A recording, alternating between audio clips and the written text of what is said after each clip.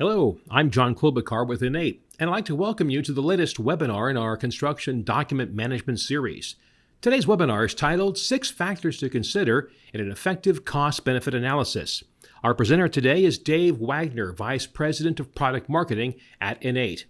Dave has been creating and managing construction-based ROI tools for the last 15 years and has worked with over 200 companies to better understand the cost-benefit structure for construction software. At the conclusion of today's webinar, we'll share a phone number and email address for you to post questions. Also, today's webinar is being recorded, and we'll be sending out a link to the video within the next week.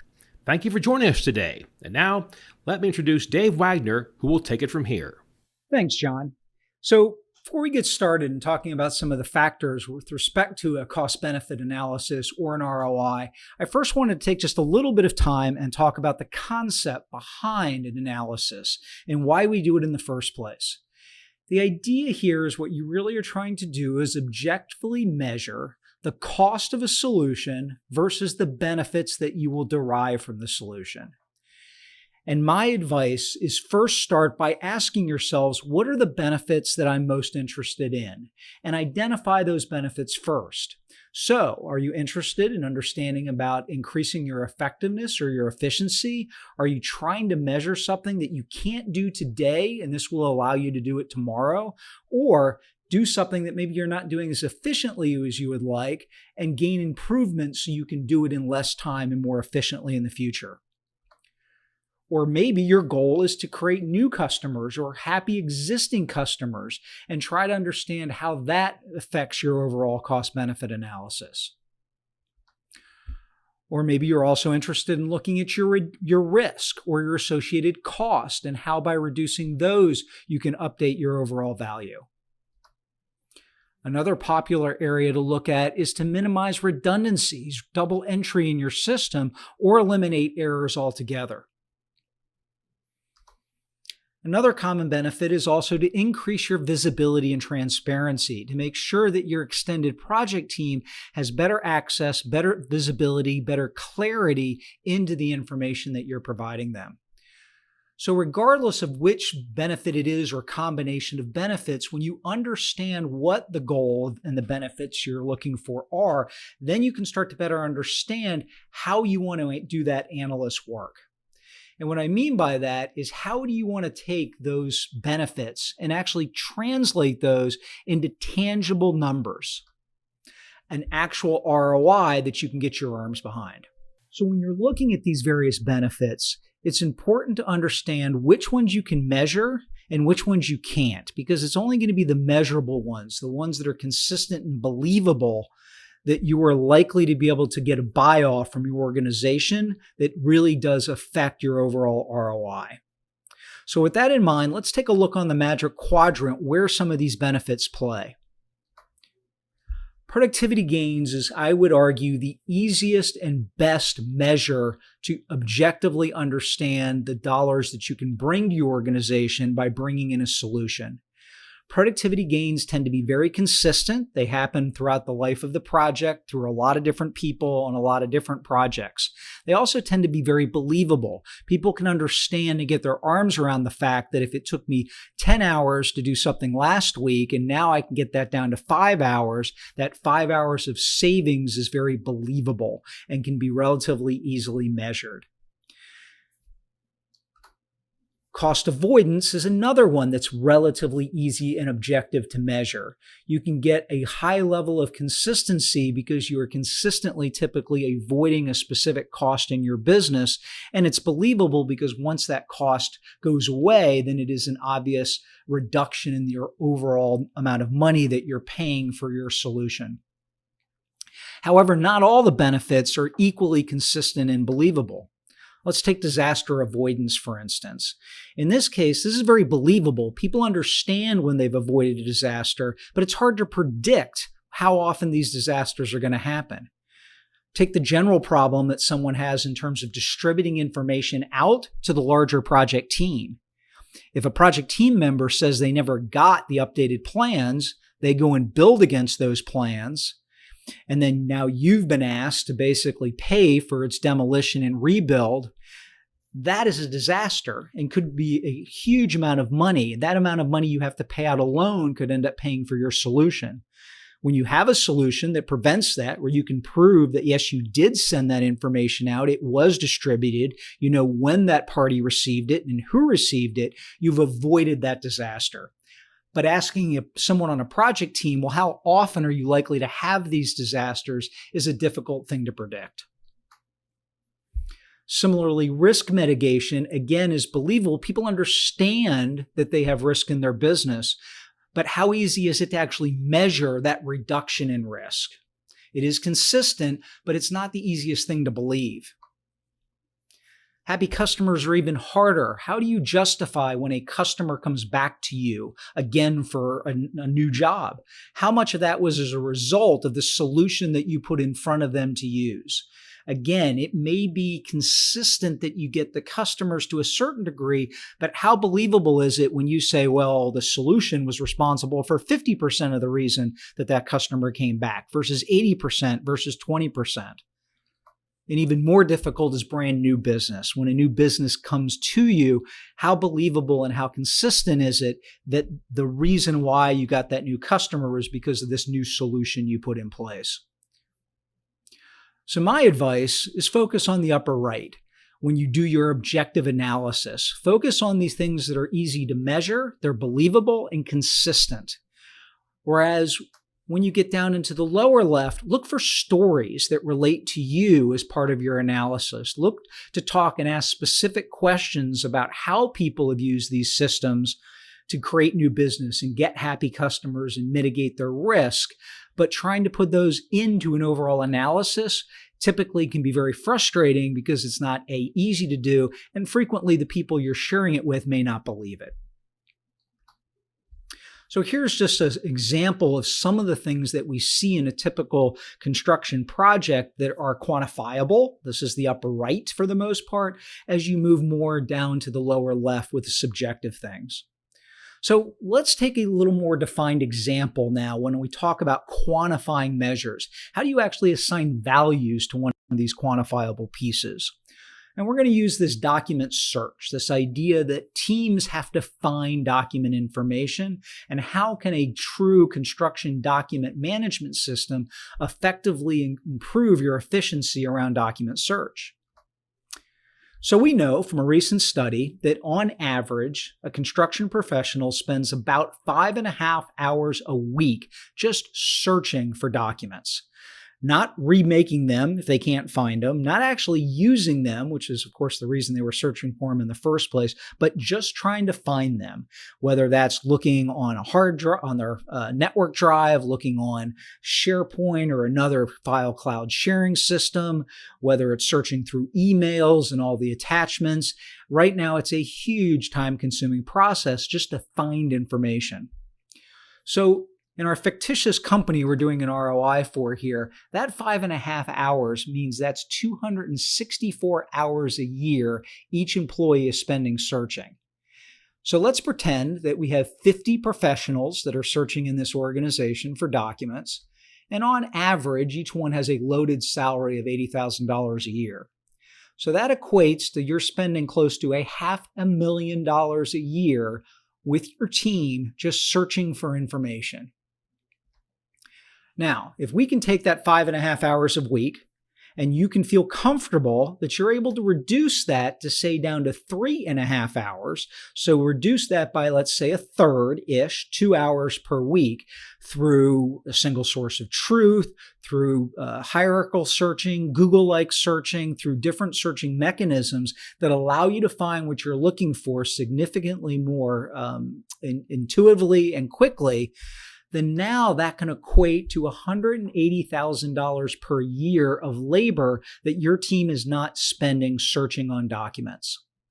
Now, if you look at your benefits and you look at your quantifiable benefits that are important to you, and you do these type of equations for each of them, you can start to total up the benefits across your organization that a certain solution and product brings.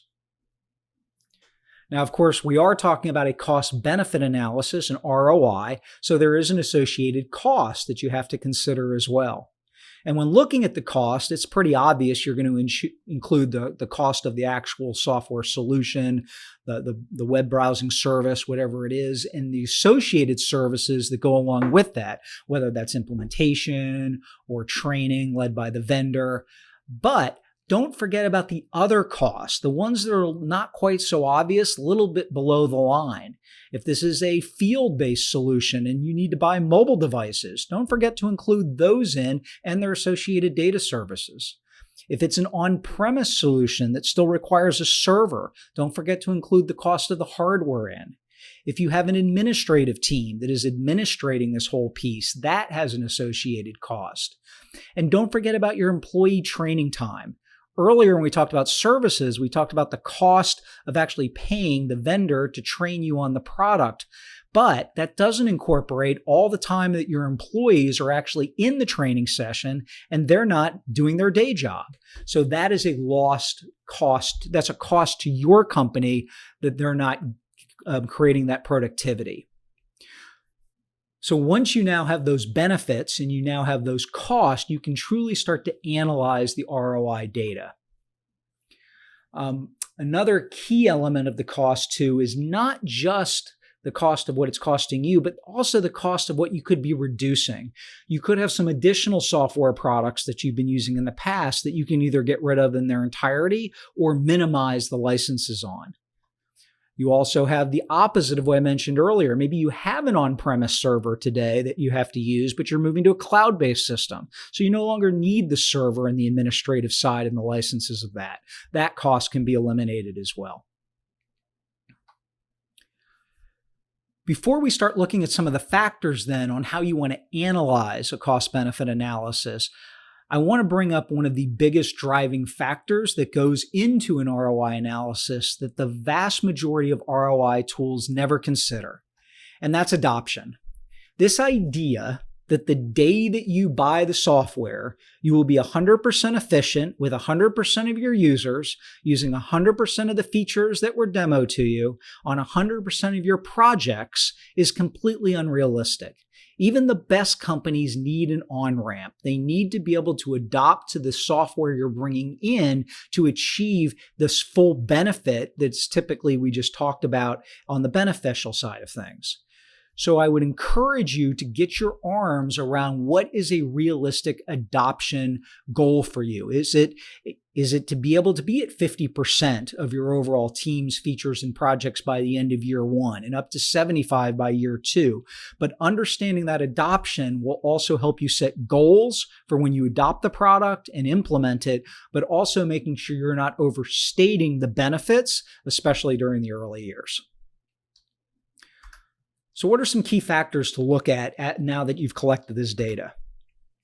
The first one is to understand that when you do an ROI analysis on a tool that you may be bringing in, what you're also doing is giving yourself a whole new way to look at your product.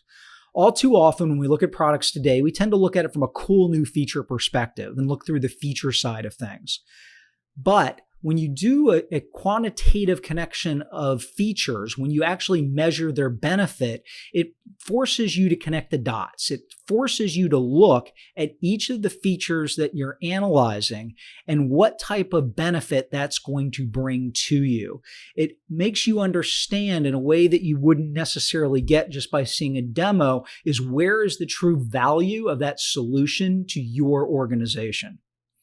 Relatedly, what you may also find as part of this process is features that you thought were by far and away the most valuable, and maybe the way you would have scored them in initial perception analysis, may not actually be the case when you go through and look at them from a value-based perspective.